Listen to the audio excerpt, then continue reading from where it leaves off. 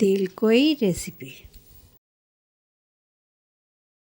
উপকরণ। চলুন শুরু করা যাক। 4-5টা কই মাছ নিয়ে নেব। মাছটা আঁশ ছাড়িয়ে পরিষ্কার করে কেটে নিলাম। ধুয়ে নেওয়ার পরে মাছটায় নুন হলুদ মাখিয়ে 10 মিনিট রেখে দেব। কড়াইয়ে তেল দিয়ে তেলটা গরম হলে ভালো করে মাছটা ভেজে রাখব। বেশি কড়া ভাজবেন না, হালকা করে।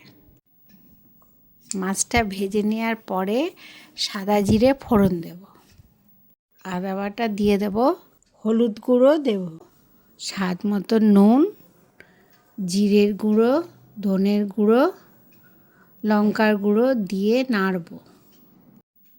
অল্প জল দিয়ে ভালো করে নাড়ব। মশলা কষা হয়ে গেলে অল্প জল দিয়ে দেব। মাছগুলো দিয়ে দেব, দিয়ে নাড়ব।